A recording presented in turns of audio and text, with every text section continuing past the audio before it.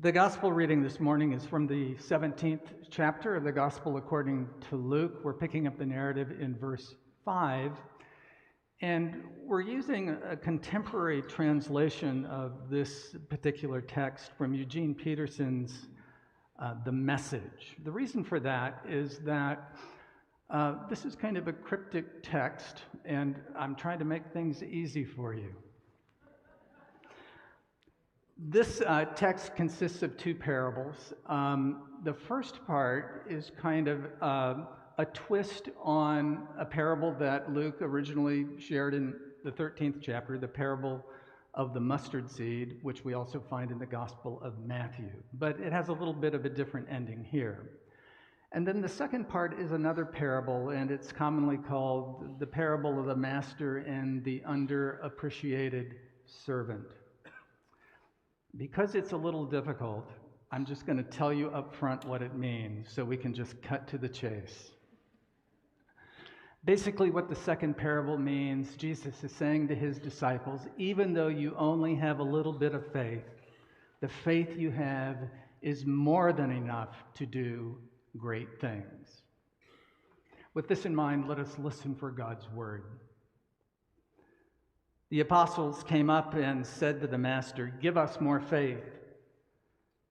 But the master said, "You don't need more faith. There is no more or less in faith.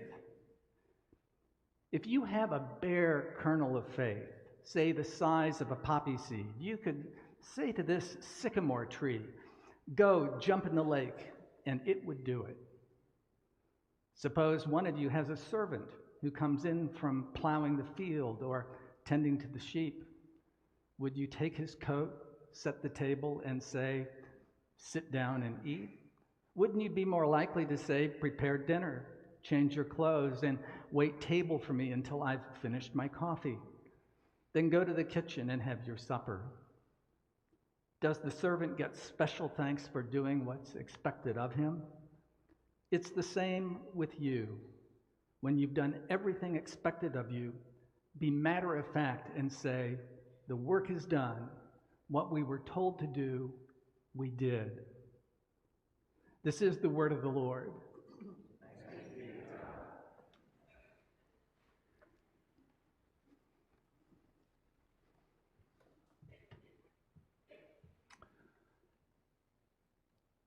Yesterday was the feast of Saint Francis of Assisi, and like thousands of churches around the world yesterday, we marked that event by having a blessing of the animals out here in the parking lot in the shade. So thank you, Rex and Bryce and Nancy, for leading us in that service yesterday. As I was sitting there with my dog, Bindi, after Rex had blessed Bindi, and yes, Bindi was well behaved the rest of the day, I thought about something that happened back when I was in seminary. In a church history course, we were talking about the medieval church, and the medieval period of church history is roughly the 5th century through the 15th, up to the Protestant Reformation. And the professor that day was lecturing on Francis of Assisi. And he told the class, he said, one of my great frustrations as a professor is that every semester, most of the students in their essays misspell Assisi.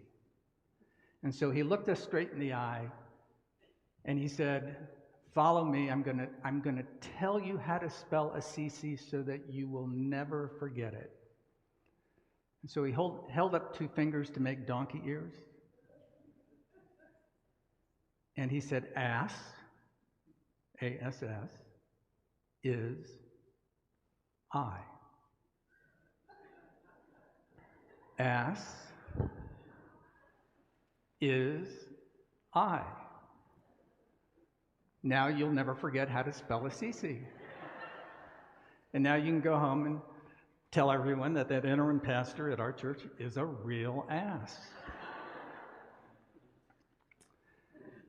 Well, a year from now, next year on October 4th, 364 days from today, Catholics and liturgical Protestants alike around the world will mark the 800th anniversary of the death of St. Francis of Assisi.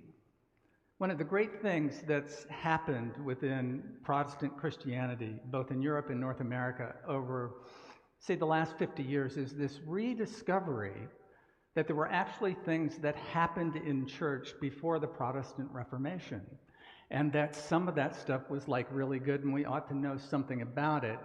And the rediscovery of St. Francis is one of those. And I think many of you know that St. Francis is the patron saint of nature and the environment. And this is why Americans around the country marked Francis's feast day yesterday, October 4th, by blessing the animals. Francis, you see, preached the classical Christian doctrine that the world was created good and beautiful by God, but suffers a need for redemption because of human sin. As someone who saw God reflected in nature, one commentator wrote, he was a great lover of God's creation. And in the Canticle of the Sun that Francis wrote, he gives God thanks for brother sun, sister moon, brother wind, water, fire, and earth, all of which he sees as rendering praise to God. In other words, these are means through which we can experience and know God. In fact, many of the stories that surround the life of St. Francis say that he had a great love for animals and the environment. For example, he wrote a little treatise called The Flowers. In Italian, it's called the Fioretti. It's a collection of legends and folklore that sort of became very popular after Francis's death. One account describes how one day, while Francis was traveling with some companions, they happened upon a place in the road where birds filled the trees on either side. Francis told his companions to wait for me while I go to preach to my sisters, the birds. The birds surrounded him, intrigued by the power of his voice, and not one of them flew away. He's often portrayed with a bird, typically in his hand, frequently in gardens. Well, in the 1950s, we Protestants began having a few scattered experiments with animal blessing ceremonies, and many non-Catholics began exploring wider practices of blessings in the 1980s.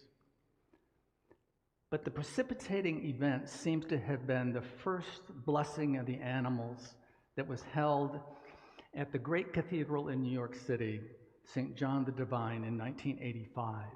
That's being held actually right now while I'm speaking, but don't look at your phones until later. They have on this day what they call an Earth Mass, and it's dedicated to the global ecosystem, and it's procession of animals, exotic and domestic, in this great cavernous sanctuary. It was and still is extraordinary. It's well publicized and very well attended. The church will be packed today. By 1990, animal blessings were starting to catch on around the country. And by now, they are a fixture in many Protestant calendars. And interestingly, some Jewish and Eastern Orthodox congregations and even secular organizations hold animal blessings in the manner of Francis too. So ask yourself, why do you think these animal blessings have caught on? Well, I think mostly because they meet several human needs. They are a way to sanctify our changing relationships with animals, a way to reflect an ecological sensibility in our religious tradition, and a way to give and receive divine blessing without formal membership in organized religious bodies. One of the things that churches around the country find is that frequently these events are attended more heavily by people outside of the church than within. In developed nations like ours, human relationships with other kinds of animals have, as you know, changed drastically in the last century. Most people who live in cities and suburbs have very little contact with animals other than pets. Yet we need food animals and working animals, and we often fear wild creatures. You know, I told you about that bear in my neighborhood about a month ago. As scholars have pointed out, animal blessings provide a ritual space in which to work through these tensions. At the same time, many people are deeply attached to their pets, and they long to have this relationship acknowledged.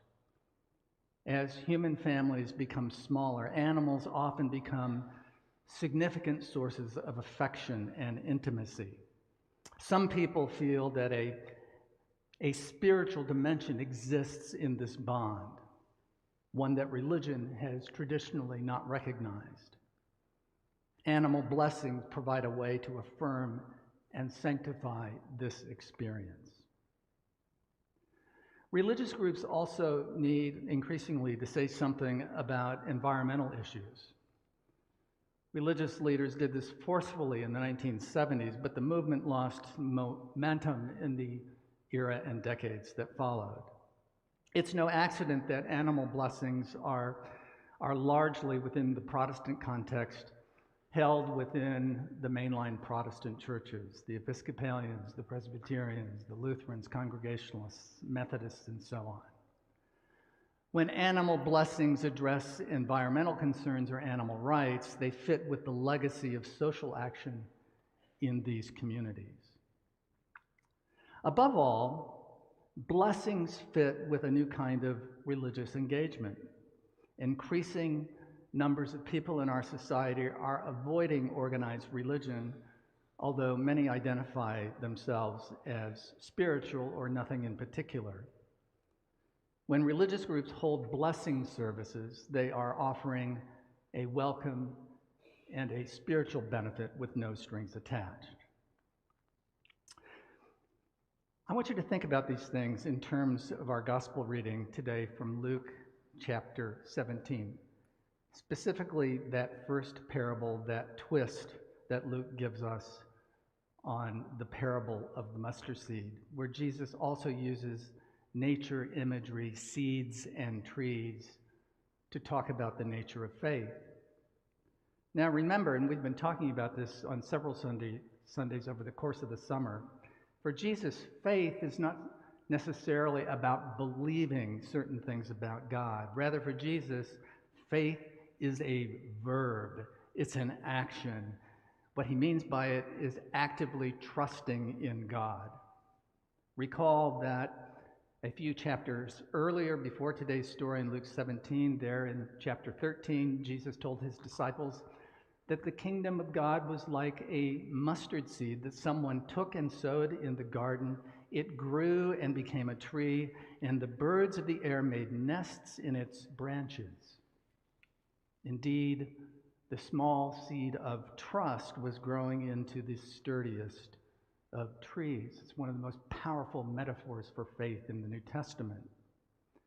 And in today's reading, Jesus says that with only the tiniest, the smallest granule of faith, we can pull off the impossible, including uprooting a bush and transplanting it, not just into waiting soil, but also into the sea itself, a feat of what I'm calling today spiritual hydroponics.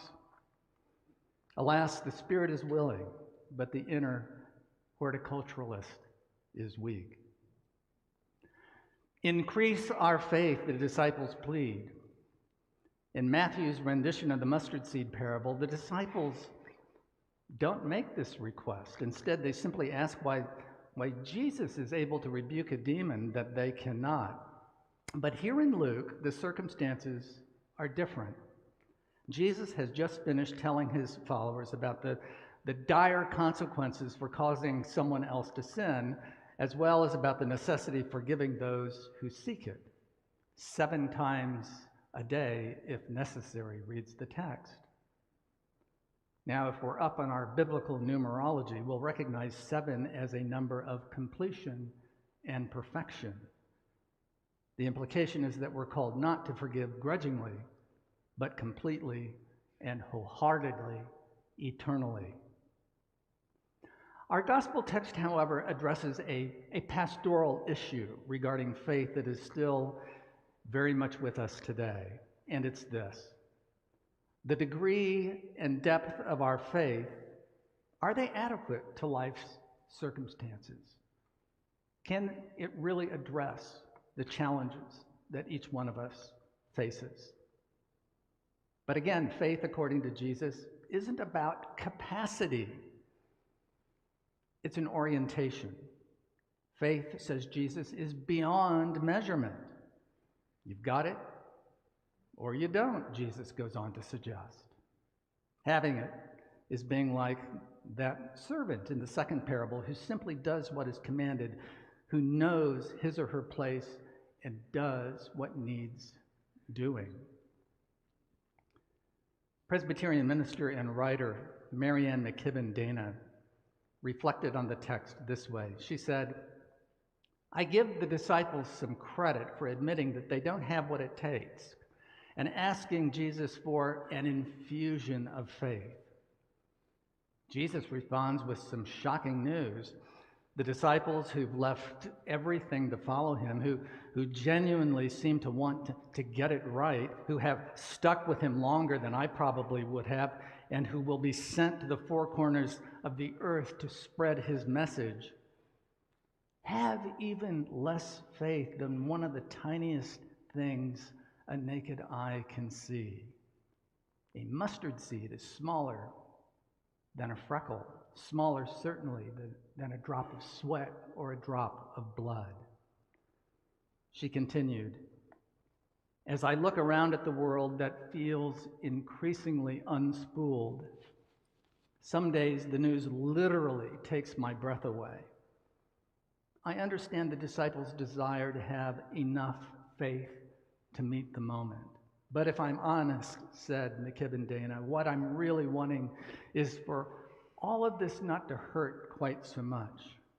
Maybe if I have enough faith, it won't devastate me to see immigrants arrested while at the doctor, or to watch us walk away from our climate commitments.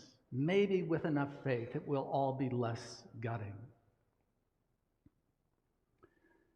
As most of you know, Jane Goodall, the great primatologist, died this past week, and many have been calling her a secular saint. You might be interested to know that she was raised in a Congregationalist home in the southern part of England in the mid-1930s. And I have a personal confession to make. Back in the early 1970s, when I was in 6th grade, 1972 to be specific, Film Day was the greatest day of the week. Do you remember? And frequently those film days were Jane Goodall movies. There she was with the chimpanzees there, right in Africa, in the forest, in the rainforest. And I have to admit, I was a little bit smitten with her. I recall an interview with her timed to promote the 2020 National Geographic documentary, which was titled Jane Goodall, The Hope. And this documentary was turned into a best-selling book of the same title, which you may have seen. And if you haven't read it, it's a great read, and I commend it to your attention. A caller asked Goodall what brings her joy, and this was her answer. She said, it's being out in nature, and it doesn't have to be the forest with the chimpanzees, although that's my very most favorite, but somewhere out in nature, preferably alone. She was an extreme introvert. When the interview ended, well, I decided to do a Netflix search, and I watched the documentary. And I learned that she was a visionary and even an entrepreneur. And at the time that this documentary was made, she was in her mid-80s. And by this time in her life, she rarely got to do what brought her joy, grasped as she was by a new vocation, a new call.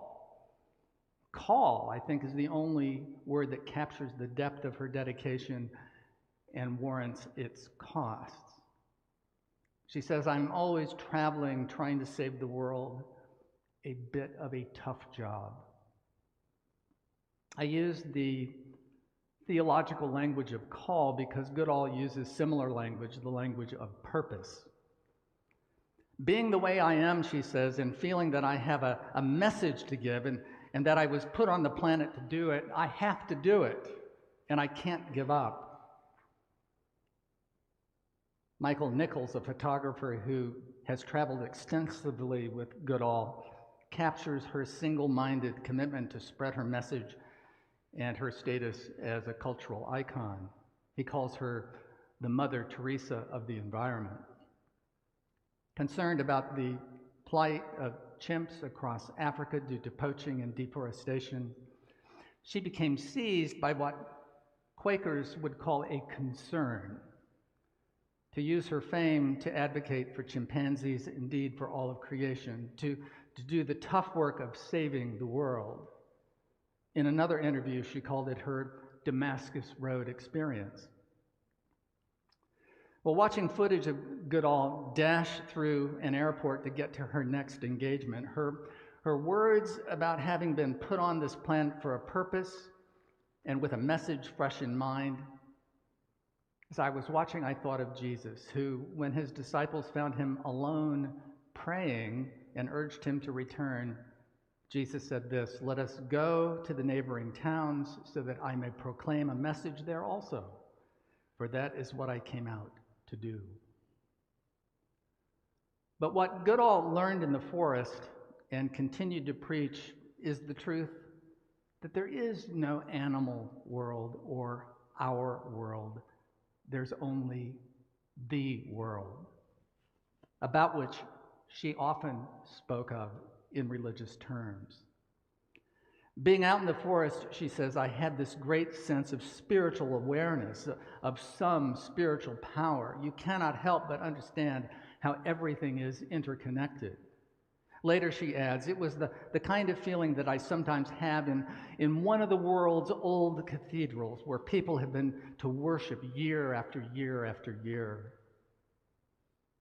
This ecclesial image of communities at worship hallowing a sacred space informs the purpose of her ecological spirituality, the unholy human degradation of the non-human creation must yield to holy co-flourishing.